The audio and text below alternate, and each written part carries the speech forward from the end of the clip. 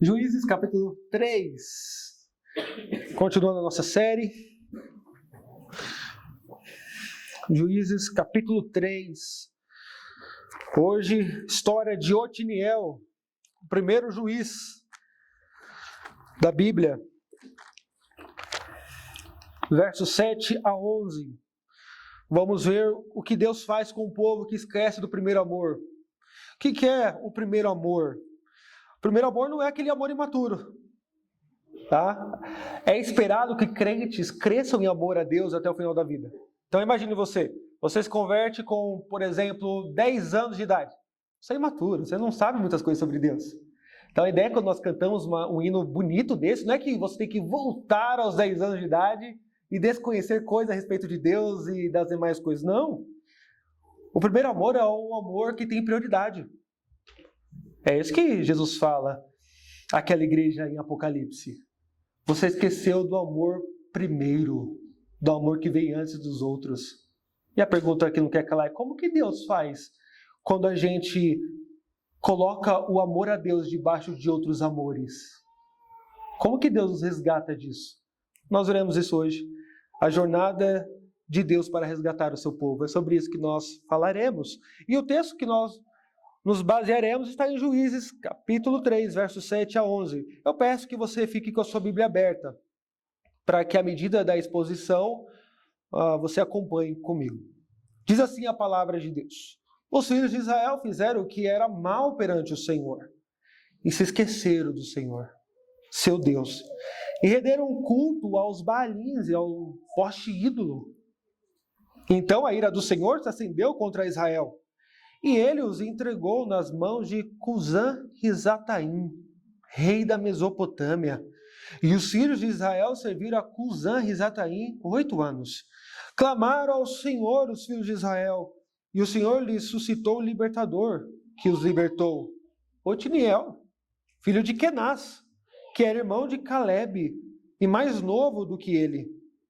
Veio sobre ele o Espírito do Senhor, e ele julgou Israel. Saiu a peleja e o Senhor lhe entregou nas mãos a Cusã-Risataim, rei da Mesopotâmia, contra o qual ele prevaleceu. Então a terra ficou em paz durante 40 anos. Otiniel, filho de Kenaz, faleceu. Até aí a leitura da palavra do nosso Deus. O livro dos Juízes se baseia em 2 alianças. É importante que você entenda isso para entender todo o livro. A primeira aliança que Deus faz com Abraão é muito importante. Porque lá em Gênesis 15, Deus faz uma aliança com Abraão e diz o seguinte: eu serei o seu Deus, e a sua descendência será o meu povo.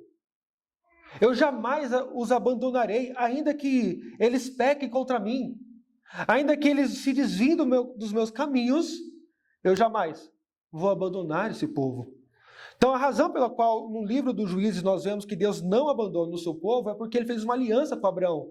Uma aliança que nós vamos chamar de unilateral. Deus vai firmar a sua aliança para todos sempre com os descendentes de Abraão. E a segunda aliança muito importante para que entendamos o conteúdo dos Juízes é a aliança feita com Moisés. Para Abraão, Deus prometeu uma descendência, uma terra, a sua fidelidade. Mas para Moisés, quando nós vemos a aliança da lei, Deus está dizendo o seguinte: eu jamais abandonarei vocês, mas há uma lei para vocês seguirem. E especialmente em Deuteronômio 28, fica claro que se o povo servisse ao Senhor, bênçãos lhe sobreviria. Agora, se o povo se esquecesse do seu Deus, servindo outros deuses e se misturasse com os povos daquela terra, de Canaã, eles seriam amaldiçoados pelo próprio Deus. Isso você lê em Levítico e Deuteronômio, aliança com Moisés. Os livros depois de Deuteronômio, os 2 primeiros livros, ilustram isso. Você vai ver o primeiro livro, Josué. Josué é a ilustração de bênçãos da aliança. Lembra? Bênçãos e maldições. Em Josué você vê bênçãos. Você vê no livro de Josué grandes sucessos. O povo de Deus vai à frente.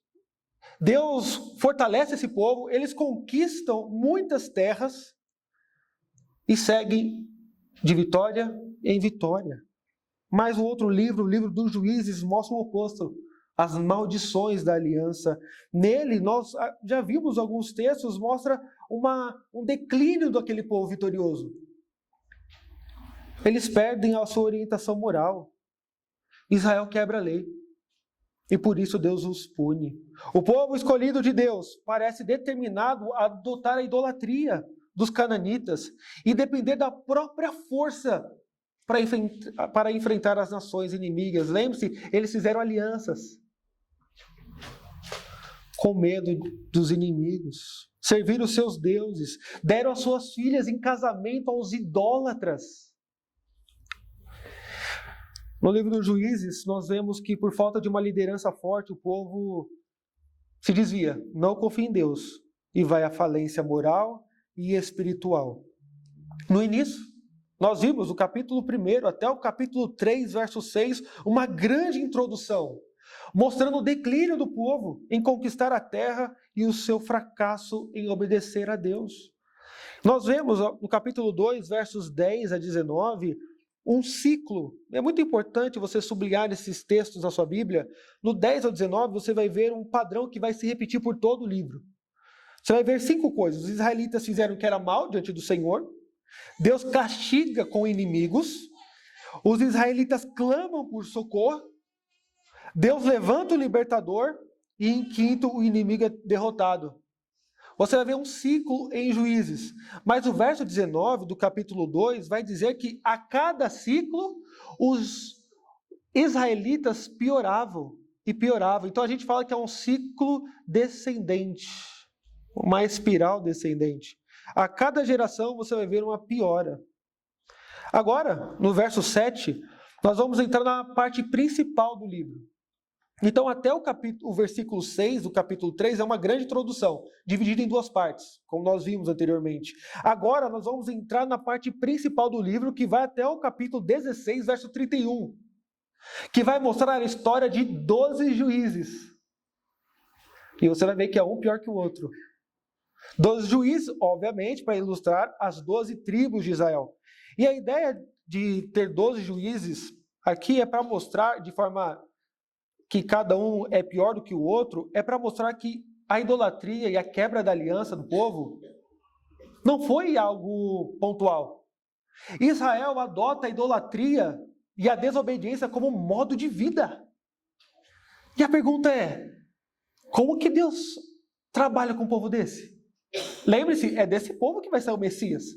É esse povo que deveria ser luz para todas as nações. Infelizmente, Israel torna a desobediência como modo de vida, e nós veremos isso. O primeiro juiz de hoje, Otiniel, você não vai ver nada negativo a respeito dele. Ao contrário do último, que é Sansão, que você vai ouvir pouca coisa boa a respeito dele. Então você vai ver que a coisa só vai piorando. E é curioso, né? Como nós sabemos mais sobre Sansão, que foi o pior juiz, e pouco sobre Otiniel. Então hoje nós veremos a respeito do primeiro juiz de Israel. E qual a importância desse texto para nós hoje? Nós aprenderemos aspectos de como o poder do pecado pode nos escravizar, mesmo sendo povo de Deus. E como que Deus age para reverter essa escravidão? Como que Deus resgata o seu povo do poder do pecado e desse cativeiro? Então, para ficar fácil para vocês, o texto de hoje há 3 divisões, bem simples, bem rápido, bem prático. Primeira divisão, Deus se ira com o seu povo, versos 7 e 8. Depois, Deus envia o libertador, verso 9. E terceiro, Deus concede vitória para o seu povo, versos 10 e 11. Aqui então nós veremos a jornada de Deus para resgatar o seu povo. Então, em primeiro lugar, vejamos a ideia de que Deus se ira com o seu povo, versos 7 e 8. Leia novamente comigo. Os filhos de Israel fizeram o que era mal perante o Senhor e se esqueceram do Senhor, seu Deus, e renderam culto aos Baalins e ao poste ídolo. Então a ira do Senhor se acendeu contra Israel e ele os entregou nas mãos de Cusã-Risataim, rei da Mesopotâmia. E os filhos de Israel serviram a Cusã-Risataim 8 anos. Deus se ira com o seu povo. E aqui nos nossos versículos iniciais, nós vemos 2 coisas. Primeiro, o motivo da ira? Está aí no verso 7. Os filhos de Israel fizeram o que era mal perante o Senhor. Veja que ele parte do geral para o particular. Ele vai explicar o que é esse mal. E se esqueceram do Senhor seu Deus, e renderam culto aos Baalins e ao poste ídolo. Pouco tempo depois da morte de Josué, Israel se rebelou novamente contra o Senhor, esquecendo-se do Senhor que libertara os seus pais do Egito e serviram aos postes ídolos, Astarote, Baal, divindades pagãs.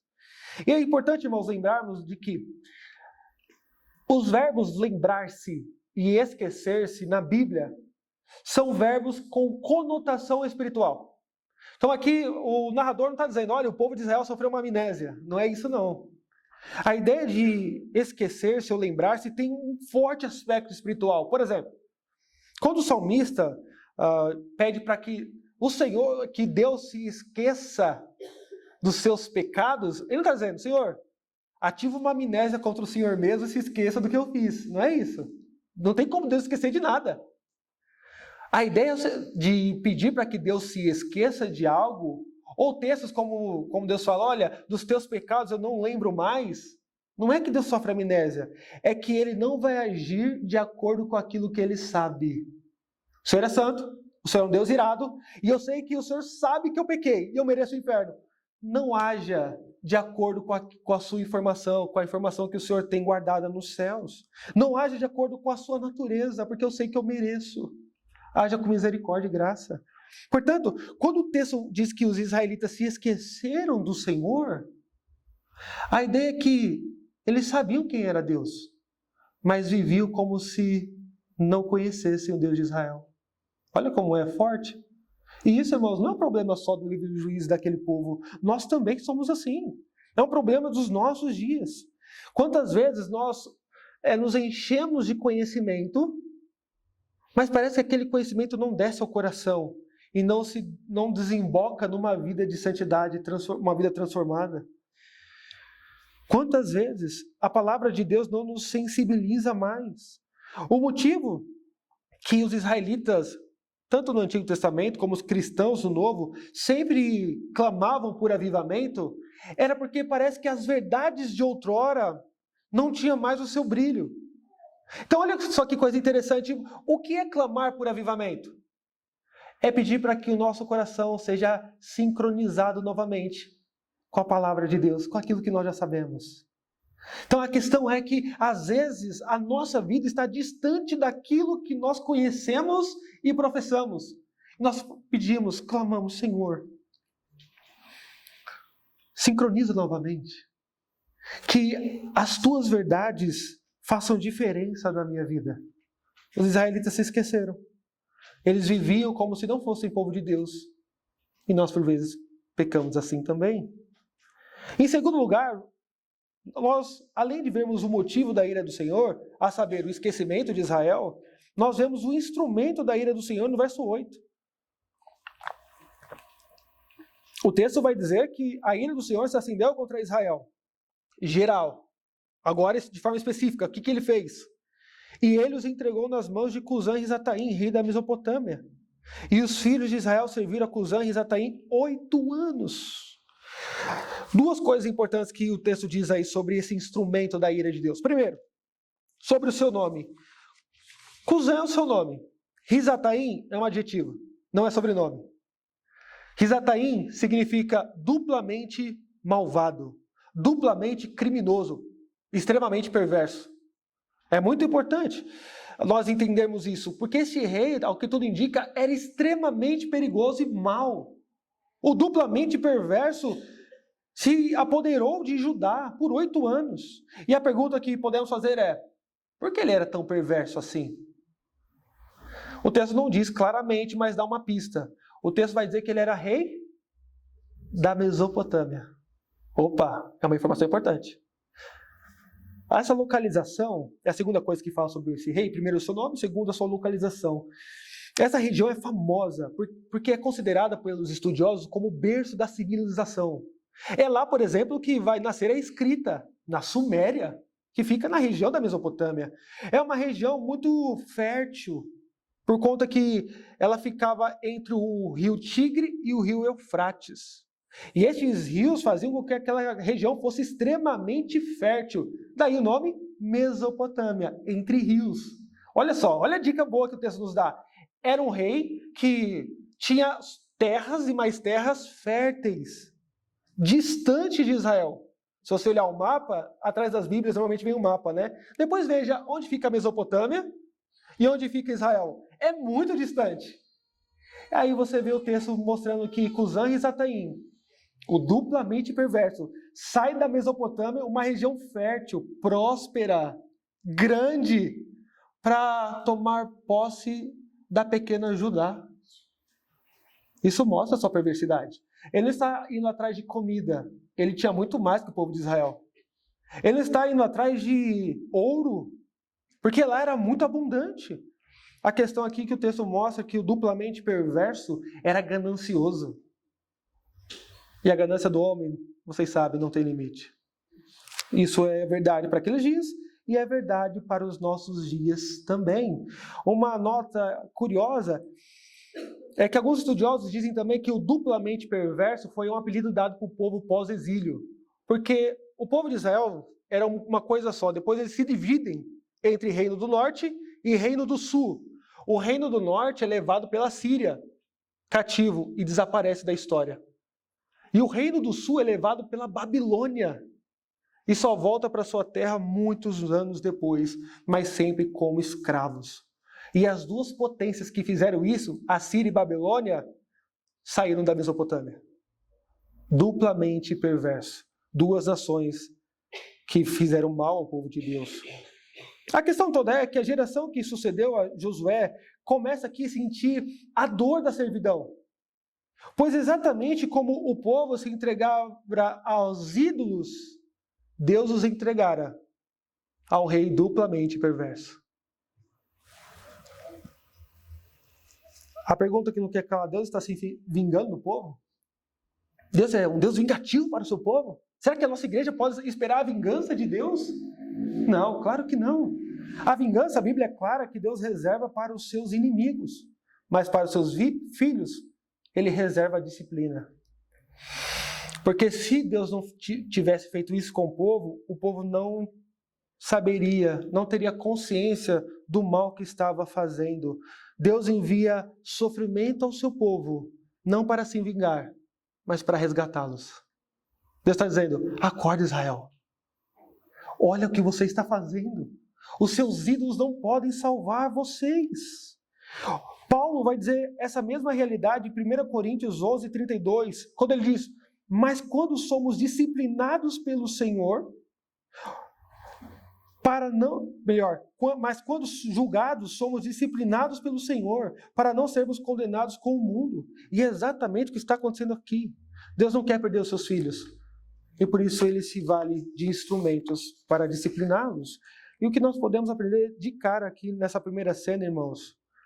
Deus se ira quando nós trocamos o nosso amor a Ele por outras coisas. E quando nós fazemos isso, caímos em idolatria, a forma com que Deus trata isso no nosso coração é fazendo com que sintamos a dor e a consequência dos nossos pecados. Deus nos entrega por vezes, e a nossa confissão vai dizer isso, para que nos humilhemos diante do Senhor e reconheçamos que somos carentes dEle. Quantas vezes nós podemos ter achado que um relacionamento era melhor, mais prazeroso do que servir a Deus e abandonamos os caminhos do Senhor, e hoje você está aqui dizendo, poxa, Daniel, não valeu a pena. Quantas vezes abandonamos a casa de Deus por um trabalho que você sabia que iria te separar da comunhão dos santos?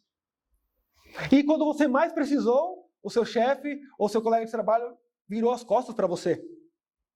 É Deus te mostrando, não troque o seu amor. Deus nos entrega às vezes, para que entendamos isso. Foi assim com José. José do Egito era um homem muito vaidoso. Ah, mas Daniel, Deus deu sonho para ele. É verdade.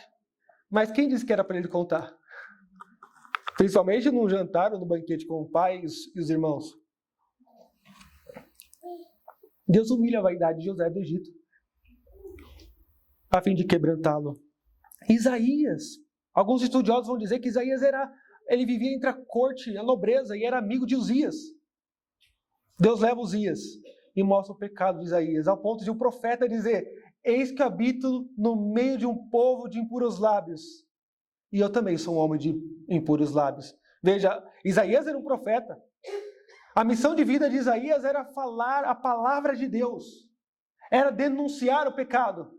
Se você fosse chutar um pecado, jamais você diria: você tem pecado na língua. Não, você pode ter outros pecados, mas na língua, logo o instrumento que você santificou ao Senhor, Deus mostrou para Isaías que sim. Até naquilo que nós achamos que somos melhores do que os outros, Deus age em perfeição em nós. E Deus tirou Uzias de Isaías, e ele ficou desesperado. Pedro, Paulo, com seu zelo extremo, Deus derruba Paulo e mostra para ele que ele é soberano e que o seu zelo nada mais era do que uma forma de idolatria a si mesmo. Deus nos entrega, irmãos, aos nossos ídolos, como ele fez com o povo de Israel. Mas o texto não para por aí. Em segundo lugar, Deus não só se ira com o seu povo. O verso 9 vai dizer que Deus envia o libertador para o seu povo. Acompanhe comigo o verso 9.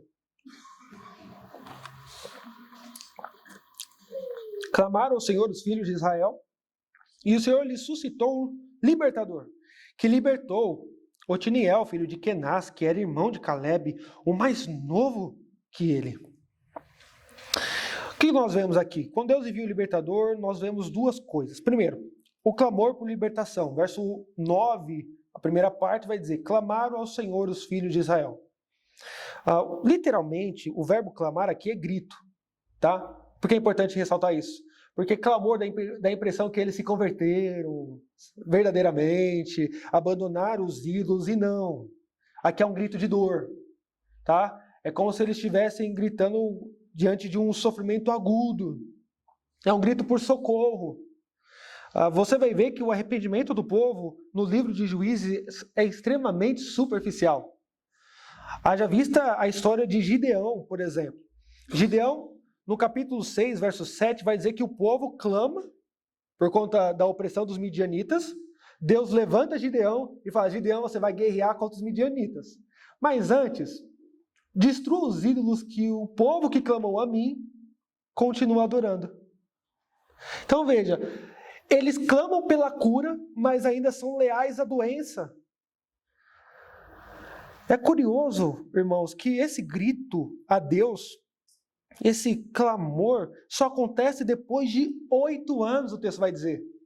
Porque no verso 8 vai dizer que Cusã-Risataim reina naquela região por 8 anos. Eles demoram em associar que aquilo que eles estão sofrendo é consequência do pecado. E assim é conosco também. Muitas vezes, o boletim está cheio de orações para que nós intercedamos, é importante. A reunião de oração às sextas-feiras, muitas orações, muita gente sofrendo. Mas você já parou para pensar que muito sofrimento que você pode estar passando é fruto de pecado? E a gente demora de entender. Deixa eu explicar. Um homem de meia idade chegou a um pastor conhecido nosso. Nosso, eu digo seminaristas, tá? E diz: pastor, ore por mim, interceda por mim, porque eu estou morrendo de solidão. A solidão aperta minha alma. Parece que meu coração está sangrando por dentro. Não me faltam alimentos, não me falta dinheiro, mas a solidão está me oprimindo. Aí você fala: qual é a consequência lógica? Vou orar por você, para que Deus tire isso. Quando o pastor foi entender a história, um pastor anterior disse o seguinte: pare de bater na sua esposa, ela vai te deixar. E ele falou: entendi, vou parar. Passado o mês, ele bateu de novo. Ela perdoou. Passado um tempo, ele a agrediu de novo.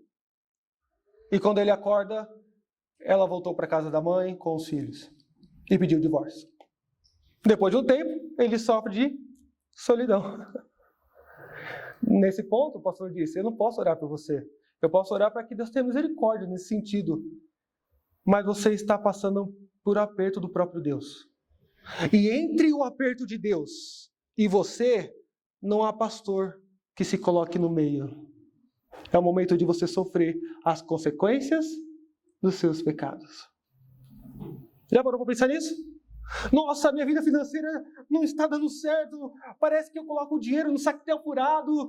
Mas tá, pega a fatura do cartão, vamos ver se está tudo certinho. Com o que você anda gastando? Coisa simples. E tem pessoas que são compulsivas, não têm controle. Nossa, meu casamento não está dando certo. Mas no namoro você já tinha sido avisado que a pessoa não era uma pessoa de bem. Pense nisso, irmãos. Às vezes, o nosso sofrimento é fruto do nosso pecado. Nem sempre, é verdade.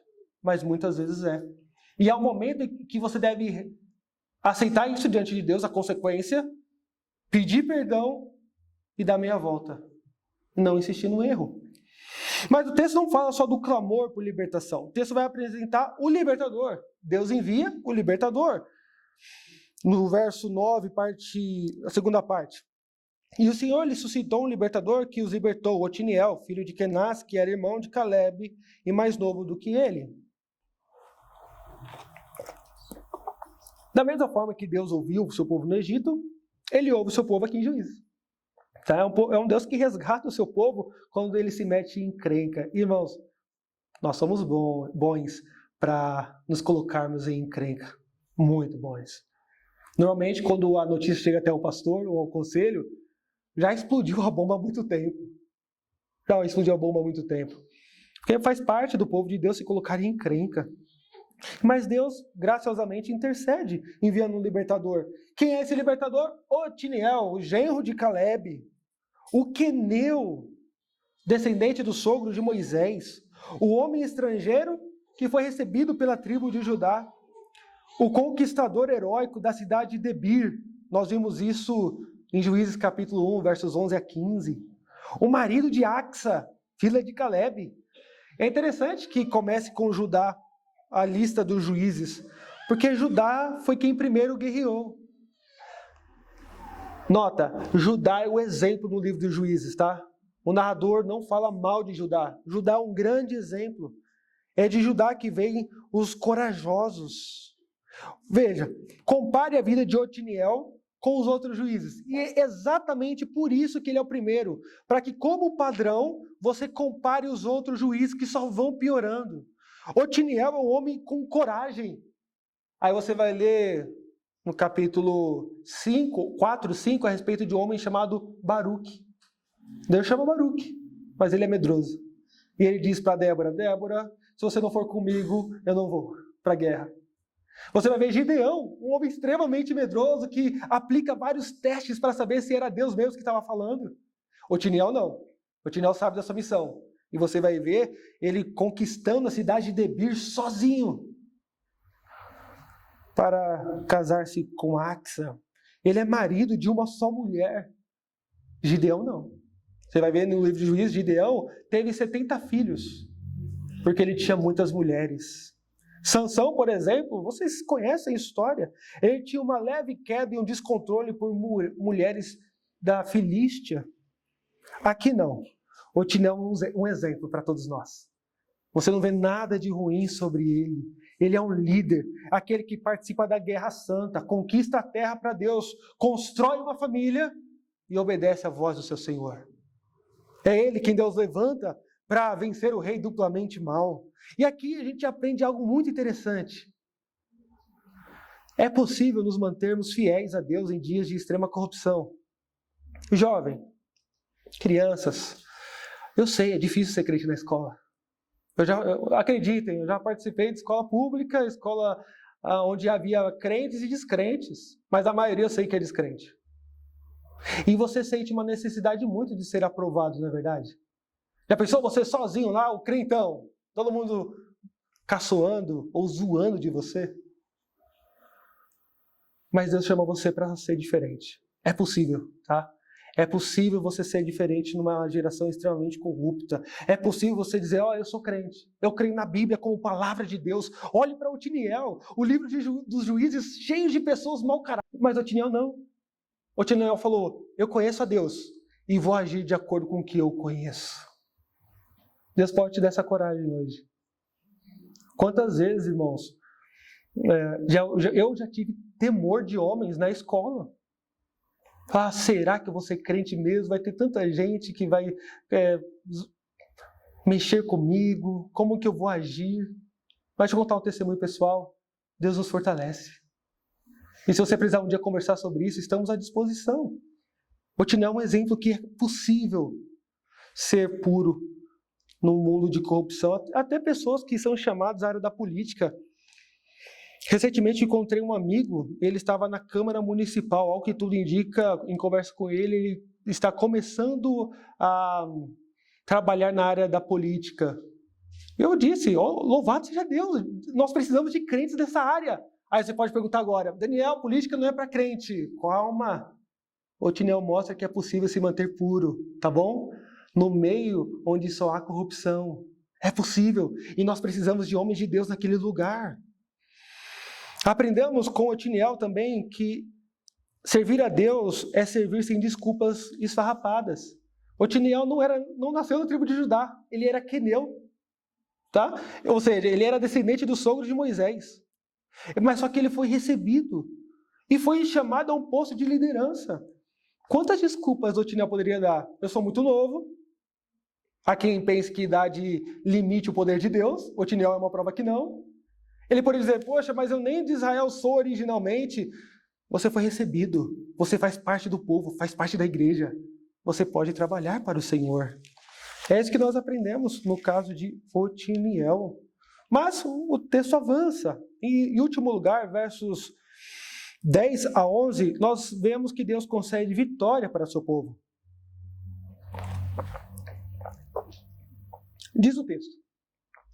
Veio sobre ele o Espírito do Senhor, e ele julgou Israel.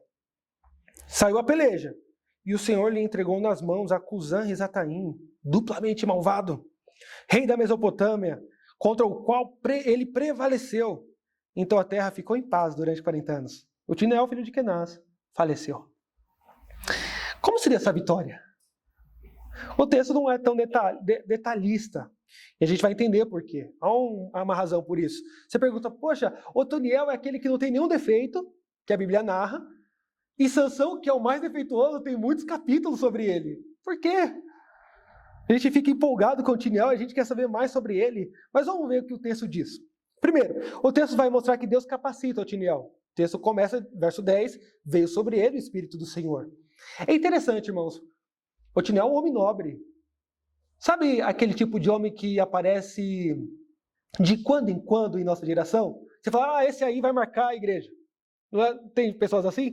Esse aqui vai marcar a política, no bom sentido. Esse aqui é um homem nobre. Esse era o Otiniel. Todavia, mesmo com a sua nobreza, Otiniel precisou da capacitação do Senhor. Olha que coisa legal. Não importa o quão bom você seja, e eu não duvido que você seja, tá? Mas eu sei de uma coisa, se Deus não te capacitar, todo o seu trabalho será vão. Não podemos confiar nas nossas ideias. E aí, gente? Qual vai ser a próxima ideia da UMP? Da SAF, da UPH? Da UCP? Vamos fazer o culto lá fora, que é uma bênção, eu gosto muito. Ou não sei, vamos pintar a igreja de preto, que tem pessoas que gostam. Eu gosto assim. Você pode ter ideias, ideias são bem-vindas. Mas saiba que para nós avançarmos na nossa missão, nós precisamos ser revestidos pelo Espírito de Deus. E a pergunta é, o Espírito desce sobre o Otiniel. Será que depois do culto agora a gente tem que pedir licença para o reverendo João Marcos, dar as mãos, dobrar os joelhos como em Pentecostes e clamar para que o Espírito Santo desça sobre nós? Como em Otiniel? Claro que não. No Antigo Testamento, o Espírito Santo descia de forma capacitadora. Salvadora, descia a todos, mas de forma capacitadora aos líderes de Israel para cumprir uma missão. Isso é o Antigo Testamento. No Novo Testamento acontece uma virada de chave. Nós vemos que em Pentecostes não desce só sobre os apóstolos em Atos 2. desce sobre toda a igreja. De modo que, diferentemente da época de Otiniel, a gente não precisa esperar o líder carismático que vai guiar a igreja. Não. Deus quer usar você. Não é o líder, o maioral de todos que Deus quer usar. Deus quer usar o seu povo, pessoas comuns. Por isso que em Pentecostes, a ideia principal é o fortalecimento do Senhor sobre todos os crentes e a capacitação destes. O que me chama a atenção em Pentecostes não é o falar em línguas. É Pedro, pescador, pregando um sermão e 3.000 pessoas sendo convertidas. Já pensou nisso? 3.000 pessoas? Aqui tem quantas pessoas hoje? 100 pessoas? 120? Quantas igrejas de Carvalho dá 3.000? Pois é, ele ganhou tudo isso para Cristo em um sermão. E depois você vai ver no capítulo 3, se salvo engano, ele prega e mais 2.000 se convertem. Poder. Portanto, eu e você podemos sair daqui dispostos a servir a Deus, porque Deus já tem derramado do seu Espírito sobre todos nós. Isso é a bênção do Pentecostes. O Espírito Santo foi derramado de uma vez por todas, e todos nós, com diferentes dons, podemos nos engajar nessa luta. Louvado seja Deus! Mas em segundo lugar, Deus não só capacita Otiniel, Deus entrega o rei da Mesopotâmia nas suas mãos. Não é isso que o texto diz, verso 10? Veio sobre ele o Espírito do Senhor e ele julgou a Israel. Saiu a peleja. Aí você vai pensar, nossa, agora não. Agora o Otiniel, equipado com o Espírito Santo, ele vai embora e não precisa mais de Deus. Que nada. O texto vai dizer o seguinte: e o Senhor lhe entregou nas mãos a Cusã e Zataim, rei da Mesopotâmia, contra o qual prevaleceu. É Deus quem fortalece e é Deus quem enfraquece o inimigo. Isso é muito interessante, porque Deus pode nos dar vários dons, Ele tem dado, louvado seja Deus. Uns têm um dom para pregar em público, outros em particular, outros têm um dom da hospitalidade e assim por diante. Mas sabe o que é engraçado na Bíblia? Apesar da eloquência dos apóstolos, por exemplo, de Paulo, o texto diz que foi Deus quem abriu o coração de Lídia para ouvir o Evangelho. É verdade, Deus vai usar você, mas até mesmo assim nós somos incompletos. Deus precisa ir à frente e preparar o terreno para a nossa igreja avançar. E é assim que funciona. Tudo isso, irmãos, para lembrar que Deus é o diretor principal da história de redenção. Por isso que o relato de Otiniel é curto. Porque de forma sumária mostra Deus vencendo o inimigo por meio de Otiniel. E quando Deus está à frente, o mal tem que retroceder. Otiniel venceu duplamente o malvado. Deus o entregou nas suas mãos. Porque Ele é o Deus soberano que controla todas as coisas. Aqui mostra, irmãos, no começo, Deus entrega Israel na mão do inimigo. No final, Deus entrega o inimigo nas mãos de Israel. Nossa, isso tem uma mensagem muito forte. A mensagem é a seguinte: por nenhum momento da história Deus deixou de controlar os eventos da humanidade. Como isso traz paz ao seu coração, saber disso? Ou ser relembrado. Às vezes você já sabia, mas você agia de forma ansiosa a ponto de esquecer-se de que Deus, por nenhum momento, em nenhuma circunstância, deixou de reger o universo. Ele está no trono e estamos seguros em tuas mãos. E por fim, além de Deus capacitar Otiniel, Deus vai dizer, entregar o rei da Mesopotâmia, duplamente malvado. Veja, o duplamente malvado, todo poderoso de acordo com os homens. Não foi nada diante de Deus, ele entregou na mão de Otiniel. E agora o texto vai dizer que Deus concede paz para o seu povo. Verso 11. Então a terra ficou em paz durante 40 anos. Otiniel, filho de Kenaz, faleceu. Aqui mostra o resultado da salvação. Provavelmente 40 anos, provavelmente, é o que tudo indica, não é o número exato, mas o número arredondado. Possivelmente para significar e apontar que durante aquela geração a terra desfrutou de paz. E olha uma coisa, o texto diz que a terra desfrutou de paz, não o povo. É diferente. O texto está dizendo, acabou-se as guerras em Judá por esse período, mas o povo continuava em guerra contra Deus. Como prova isso, nós veremos em sermões posteriores o verso 12. E os filhos de Israel tornaram a fazer o que era mal diante do Senhor. Deus deu paz àquela terra, mas aquele povo ainda precisava de ter paz no seu coração. Como que a gente pode terminar o que nós estudamos aqui hoje. Essa unidade literária do livro dos Juízes, que vai servir como paradigma para os outros juízes, é também um paradigma para todos nós, tá? E eu quero me valer disso. Nós vimos, por exemplo, retomando algumas coisas, que dá para aprender com Otiniel que é possível nos mantermos fiéis em dias de extrema corrupção. É possível, jovem. É possível, homem. É possível, mulher. Não temas. É possível se manter firme, tá bom? Otiniel era homem como eu e você. Feito de carne e osso. Mas se manteve puro. Segundo, aprendemos com Otiniel que apesar das nossas qualidades, sempre precisaremos contar com a força e a soberania de Deus diante das adversidades. Sempre. Eu sei, há muitas pessoas boas na nossa igreja, e louvado seja Deus por isso, há pessoas chegando, querendo trabalhar. Nossa, eu fico muito feliz com isso, tá? Jovens fazendo pública a profissão de fé, as sociedades internas todas funcionando, mas nunca se esqueça. Deus tem que nos capacitar. E nós devemos descansar na sua soberania, porque é Ele que dá a vitória.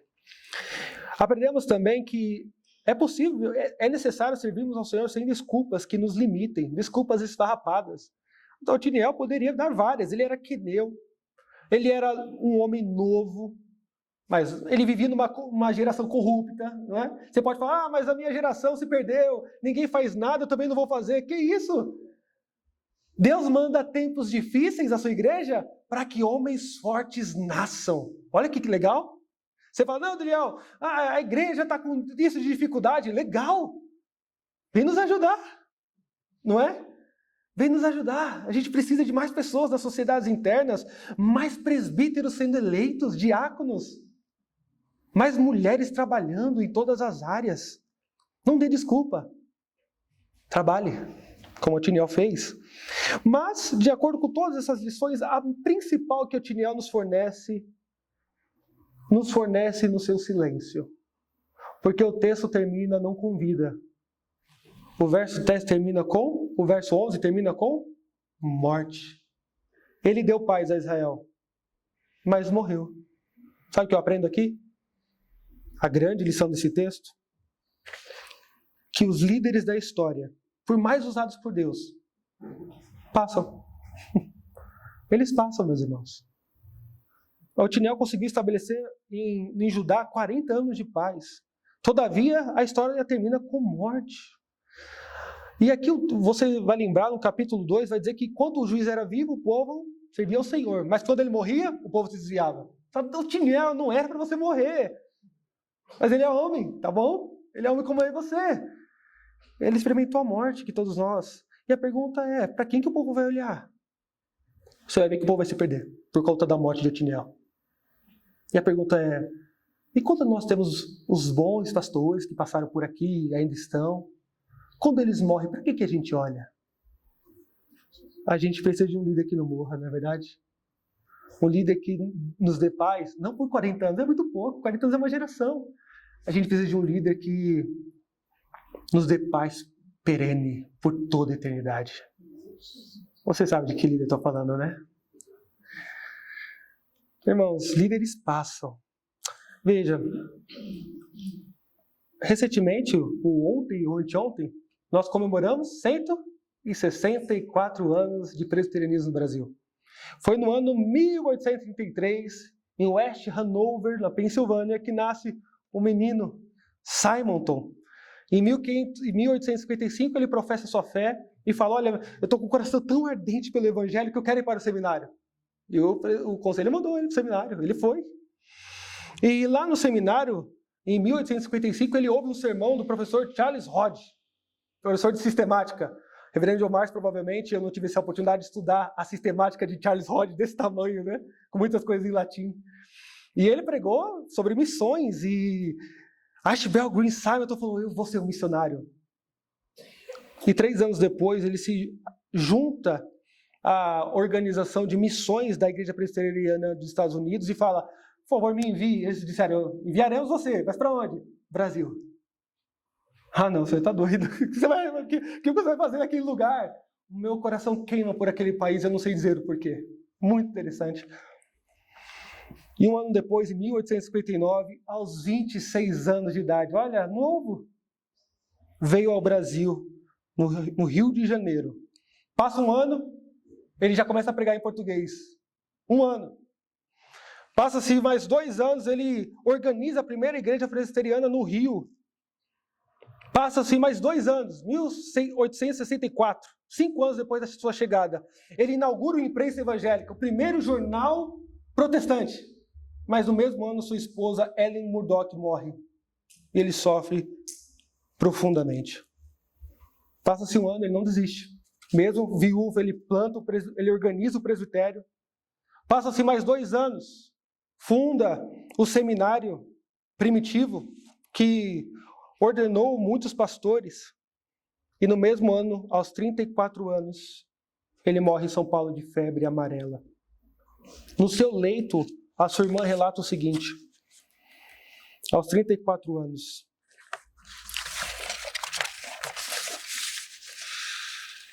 meu irmão, como que o trabalho avançará?